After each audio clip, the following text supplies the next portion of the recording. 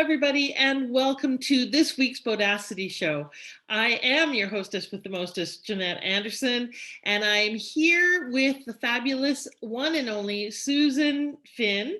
Hi, Susan, and welcome. I'm so glad you're here, and you're joining us from, where are you located? I'm joining you today, Jeanette, from Westport, Massachusetts, which is on what we call the South Coast, the farm coast of Massachusetts, right on the corner of Rhode Island. Oh, And beautiful. it's beautiful here today. It looks like I can see the sunshine behind you. Yes. All right, I'm going to read you her official bio, then we're going to get the juicy details, and then we're going to launch right into email and how to make it work for you in this crazy world that we're living in when we don't know what the hell to do with it. All right, let me tell you a little bit about Susan. She believes that every heart-centered entrepreneur has a gift to offer. She believes that marketing is an act of service to those who are currently searching for exactly what you have to offer. Susan created the Rise Above the Noise 5-pillar process, which offers heart-centered entrepreneurs a step-by-step guide to create a simplified digital marketing strategy to get out of the chaos, confusion, and time suck. Oh, amen. Show up with consistency and generosity to be able to attract more clients and make more money, which is what we're all here about. Thank you, Susan. I appreciate that. Tell us a little bit more about you, what we wouldn't guess. And at some point, I just want to talk to you a little bit more about your leap moment and how you got into your business. But for now, tell us something we wouldn't necessarily guess or find on your official bios. What you might not guess from my official bio is that I used to breed German Shepherds. Oh, interesting. Yeah, I have a black German Shepherd with a long coat, and I had 2 litters with her, and they're all phenomenal. I keep in touch with most of the parents of the puppies. They're all purebred, and some have been in like competitions. Oh, interesting. Cool. So I'm a German Shepherd mom. I don't breed her anymore, and I do not think I will breed again, but that was quite an experience. Yeah, no doubt. No doubt. All right. I wouldn't have guessed that about you.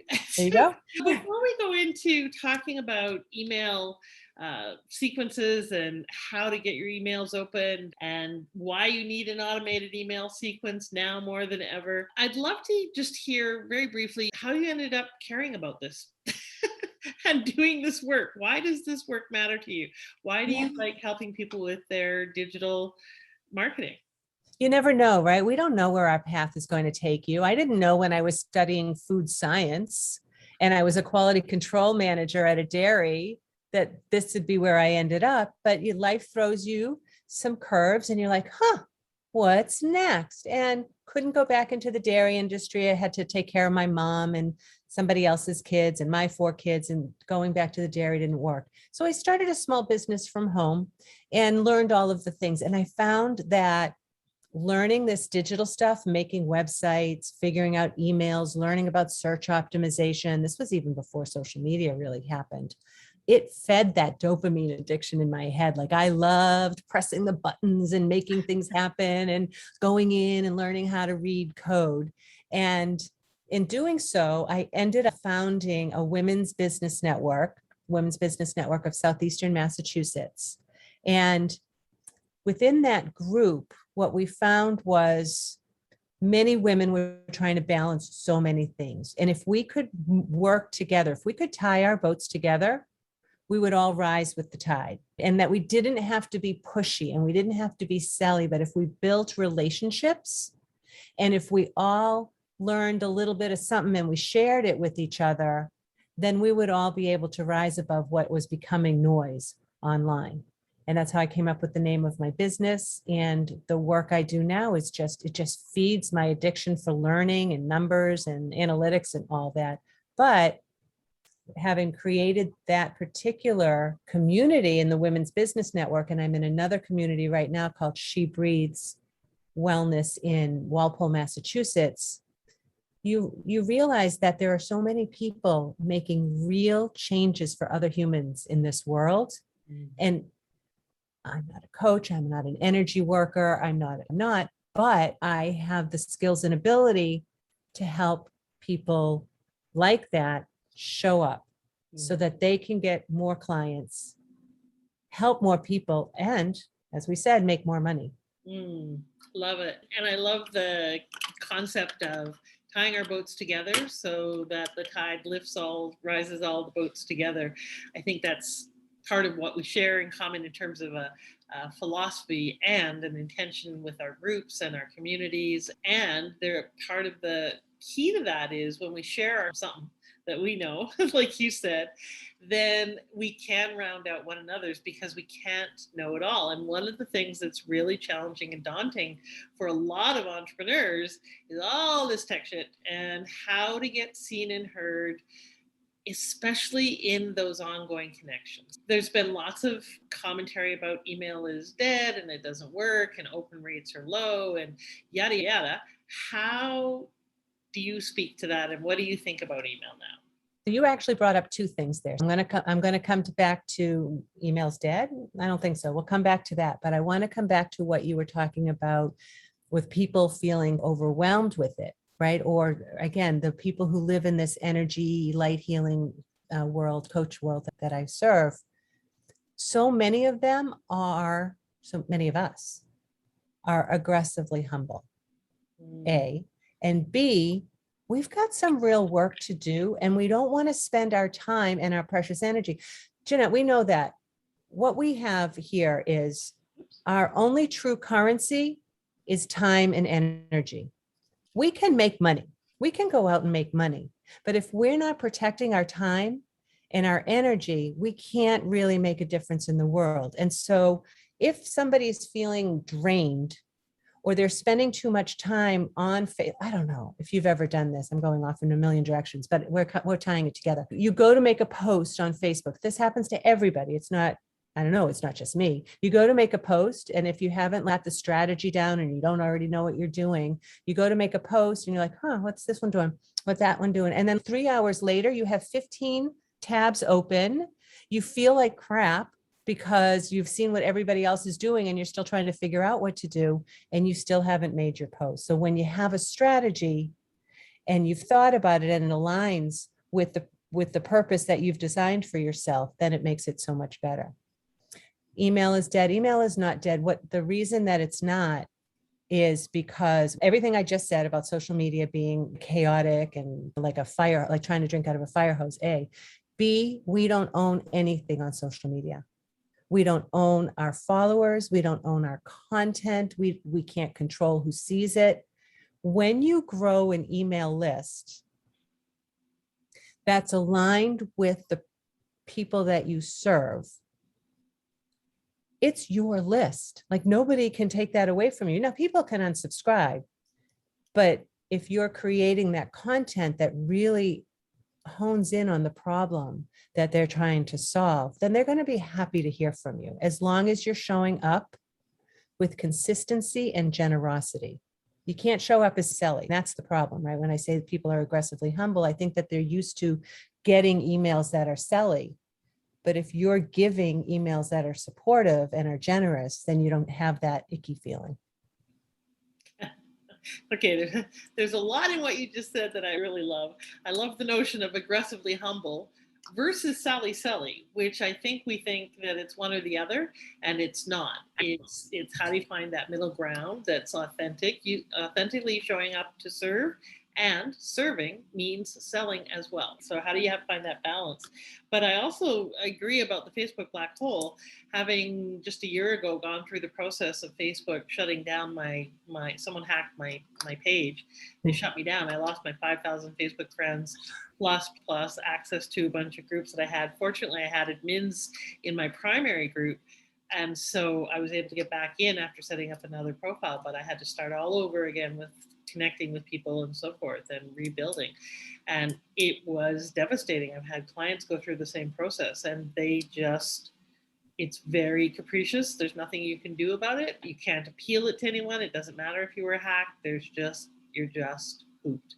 And yes. So I agree that the asset in the hand is better than the thousands in the bush. Okay, so let's get into the nitty gritty of how do you actually do this in a way that strikes that balance between not reaching out, not connecting. How do you actually develop relationships? And I put air quotes because I don't think of it is relationship selling. I think a relationship is someone who's going to invite me to their birthday party or we go out to the movies once in a while versus contact with your list and adding value and so forth. How do we do that? How do we, I know I asked 12 questions there. Where do we start? Yeah, it's interesting because this week in the Rise Above Noise Facebook group, I'm running a challenge and it just started today. And if people sign up for it today, they'll get the resources for today. And today's lesson speaks directly to what you're talking about. We're going to go through later, talk about different lead generators and why lead generators and how to post them and how to get people to sign up. But today's lesson, I took it directly from Donald Miller, who's the author of Story Brand. He owns Story Brand, Marketing Made Simple, Branding Made Simple. He's brilliant. And he always says, if you confuse, you lose. And so what I walked our group members through today was how to create a one-liner. And this speaks directly to the work that you do too, as the why whisperer, right? The why whisperer, I feel, is much deeper and much more personal. But the one-liner is more, how do you show up now for the people? It's problem, solution, result. So you're talking about one problem, right? If you're going to be bringing people in, what's the problem people are having? And I'm going to put a pin in that a little bit because I work with so many energy healers, light workers, coaches, creators, they're transformation makers. And they will say, when we start our conversation, what are we talking about? What's the problem? They'll say, so many people have childhood trauma and they have to overcome their childhood traumas. They have to revisit it. And I'm like, all right, we got to take that. And I'm sure this is some of the work that you do. That's why I enjoyed working with you, is that it's okay, maybe let's take that a step back. If I'm having an issue, I don't know that it's childhood trauma. All I know is, oh, I can't sleep. I'm tired all the time. I eat too much. I eat not enough. I'm losing weight. I'm gaining weight. I can't keep my head on straight. I can't hold relationships. Those are the problems. And so those are what you would have to address. What are the problems people are having? You're not giving them the answer. Oh, you've got to cure your childhood trauma. And then the solution, problem, solution, result. So the solution, again, is not you have to heal your trauma or you need to have such and such therapy. It would basically be, I guide you through whatever it is your process is in a very clear way so then it's the result. So problem, solution, result, the result, so that you can sleep well at night, have better relationships, live a fuller life, whatever it is that their problem is.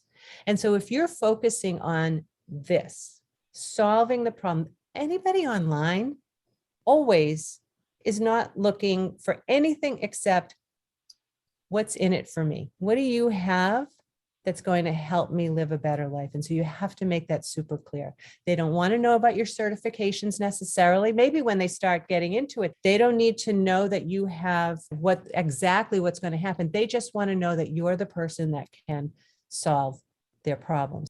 So in talking about a lead generator to grow your list, that's what we're talking about today. So now, okay, so people get on your list.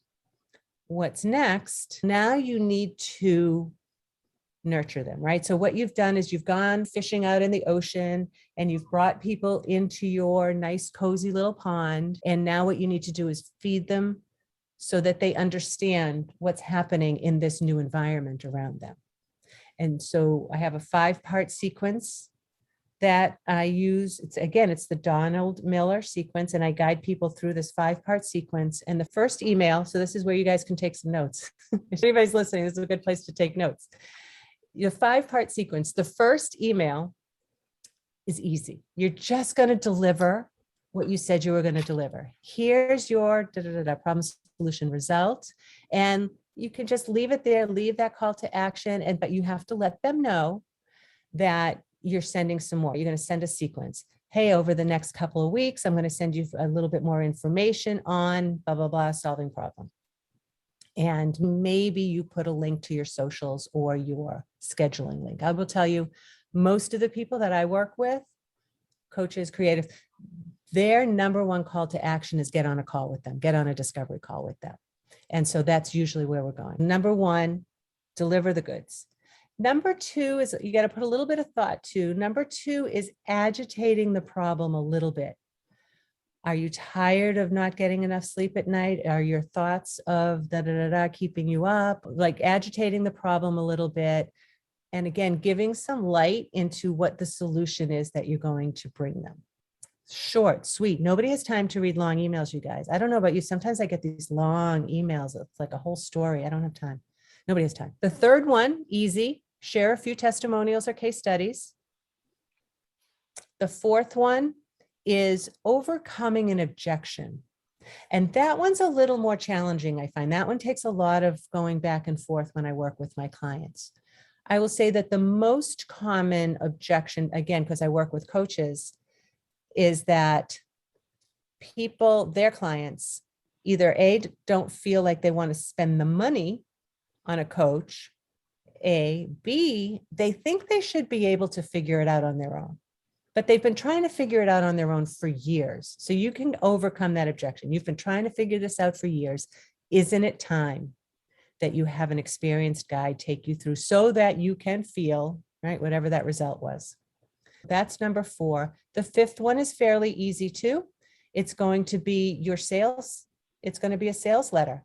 Hey, look I showed you around, told you about me, told you about the problem, told you what other people are saying. I overcame an objection. You're either ready to work with me or you're going to think about working with me later, or you can unsubscribe. Here's how you can work with me. Package 1, 2, and a way to get to that information on your website. That's the 5-part. It's a story brand script series that I've adopted from Donald Miller.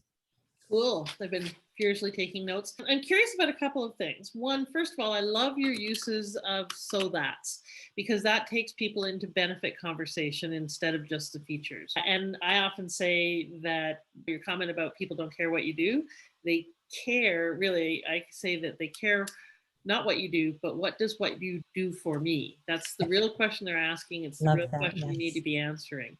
And anything else is you talking about you, and no one cares. It's not that they're asking what do you do, they're asking what does what you do for me. I love the use of so that's. I'm curious because I'm with you on 1, 2, and so forth. But when you're sharing testimonials and case studies, if you haven't made an offer yet, if you don't do that until email 5, how do you position the testimonials? What are they testifying to if you haven't offered the thing yet? For instance, if you put testimonials about your coaching, but you haven't asked them to coach with you, doesn't it do the dog tilt head thing? How do you put that in context? Because when they signed up for your lead generator, then they learned, hopefully your lead generator has something in it about you and how you work with people. Right. And they probably are going to go, if they're a little bit curious, they're going to go check you out. They're going to go look at your website. They might find you on LinkedIn. They might find you on YouTube, wherever you are. Again, you can have your social links at the bottom. They've got a pretty good idea. If they just signed up for the 7 ways to reduce stress in your life so that you can sleep well at night, lead generator, they're pretty sure, oh, maybe this person helps me sleep better at night. Okay. And so you've got your call to action in your lead magnet, or whatever they've opted into, and the piece around the testimonials and case studies. Do you have a recommendation about how many and whether video or written is better? Video's wonderful. And mostly in emails, I wouldn't embed. I think there are some email providers that let you embed. I don't embed because that makes such a big file that it might not end up into people's inboxes. So you would link over to someplace else. People love videos. People do love videos. Statistics show that people love videos. I personally don't. I'm a scanner. And so I'm going to read much faster than I'm going to listen to somebody's video. You might do a little bit of both. You might have one as a video testimonial and then a few that have been written. Okay. And I have sheets of testimonials for my coaching, for my speaking, for my workshops, with multiple testimonials about that on each. Is that too much? Or should you just put 1 or 2 in there, or should you touch the sheet and say, here, take the juiciest parts? I recommend usually an email that you don't have to scroll more than once or twice to read it. If you have them on your website, you might pick a few of the juiciest nuggets And then say, read more testimonials. That's often the call to action that I'll use on a client's number 3. Okay. And then when you were talking about handling objections, again, that's specific to the objections that are going to come up when you talk to them and invite them into working with you in the coaching, etc. process, or getting them on discovery calls. Where do you put those in your sequence? When and where do you invite them to discovery calls? Yeah, I think wherever it feels right to you. I would say often, so for on mine is in my signature. My signature always has schedule a free call with me. I would make it, yeah, probably in that 4, the number 4 when you're overcoming the objection. Because number 5, you're going to bring them right to your sales page, which nobody's going to hire a coach. Yep. Nobody's going to plunk down a couple $1,000 without having spoken to them first. But they're going to want to know, is she a $300? Is she a $3,000 coach? They want to know. So you do want to bring them over to your sales page so that they get an idea. And also it helps you as the marketer because now people are self-selecting. They're your client or they're not. Okay. And speaking of which, in terms of the sequence, I'm assuming that when you're talking about this, you're not sending a sales letter about a high ticket item. You're sending them something that's next in your what we call product ladder of ascension or next on the customer journey, and that it's not that big leap to the high ticket item. That's correct. Yeah. Or just get on a discovery call with me. Or sometimes a lot of my clients have group workshops coming up. And so that all lives on a page or a group workshop or a program, or they will say that they have a 1 month or a 3-month program to get started. Right. So I have so many questions for you, but you've mentioned Donald Miller a few times, and currently, I'm not just currently, I think always, but it's popularized now by him and others like Simon Sinek, that storytelling is a great way to approach communications. Absolutely. So do you advocate that each of these is got some element of story in it, or is it more straightforward? Do you have a format and a template that you use when you write each of these kinds of emails? So when I work with my clients, I'm going to use the one that I just was working with on Friday because she's a wonderful storyteller. Her Instagram is phenomenal. She shares so much. So she will be easy to create with. So what we did was we brainstormed, I videoed it all, transcribed it, and we'll just take the transcription and move it into her series. She's a wonderful storyteller. It really depends on your personality.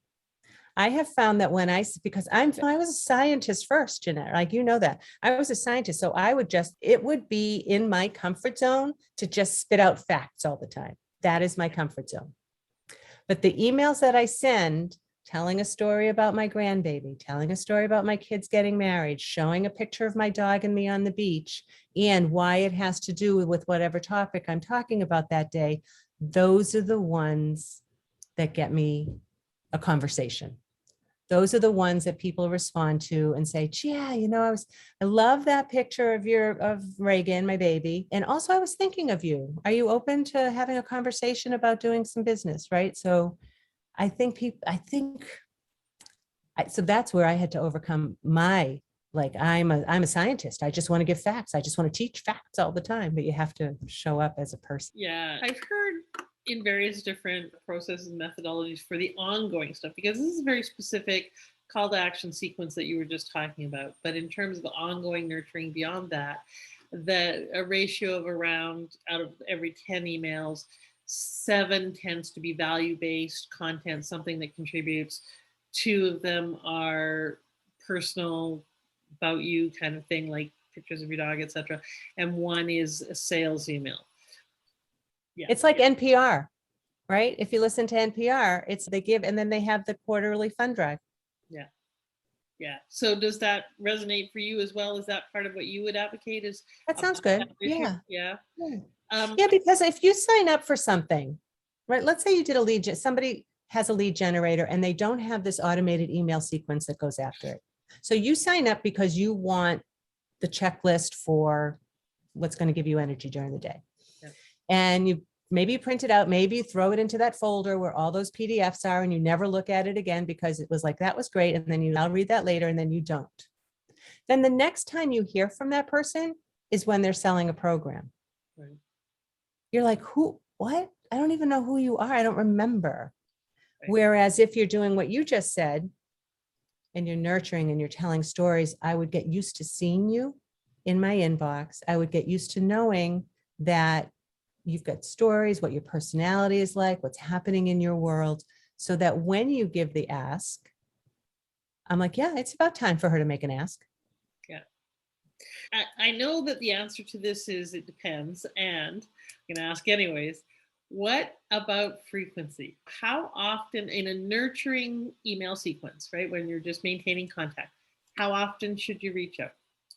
Like in the first 5 that we're just talking about? No, tell us about those, but then tell us ongoingly after that. The 5, again, we talk about that. Usually the first one right away, then the second one maybe a day after. And the reason is you want people to, that first one that comes in when somebody signs up for for your lead generator, that first email is going to get about an 85 to 95% open rate. You will never have that open rate ever again. And so bring them to your heart. Yeah. Make it beautiful. Make it, I don't mean beautiful, but make it very clear and easy for them to read. So they're not like, oh, like sometimes I don't open people's emails because they're just telling a whole thing. And like I said, I'm a scanner. I need to know what to do. The second one is going to get about 60 to 70% open rate.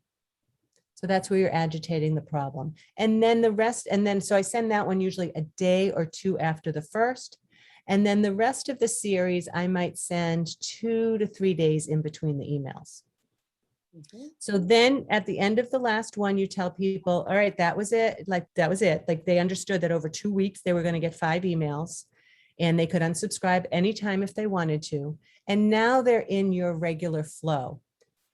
And that's when you've got to decide, you as the business owner have to decide, what are you going to do? What kind of a commitment can you make? And that's where people, and maybe people just did this. This is when people go, oh, I got to write every week, or I got to write twice a month. I don't think I could do that. But when you use the rise, I didn't really go into the rise above noise process, but the rise above noise process is basically, you do the deep work once every 3 months or so, and you just figure out what it's going to be that you're offering. And it's going to be based on your frequently asked questions, and you're just giving. You're giving and you're giving and you're giving and you're answering and you're answering and you're answering, and you're making it about them and you're making it about the future. And then what happens is you've got a plan, you implement the plan, you get positive responses because people are like, oh, this is awesome. Thank you for this information. And then it feels good. So you continue to do it. I send weekly. If there's something that you love to do that also counts as content that you would share on your socials, blog, put it on your blog, put it on YouTube, then put it into email. If there's something you love to do, I was working with a client one time and we were talking about all the things she could do. This, share her favorite excerpts from her favorite books, share this, share that. What she ended up doing was, you know what? I love to paint. Now, painting is not her business, but she decided that she was going to tie her creativity to the emails that she was going to send every week. And maybe she would also tie it to the books that she loved. She had stacks of books everywhere. And finding the joy in tying these together made her look forward to sending those emails every week or every other week. Love it. And I love that last tip is a gem, not to be stepped over.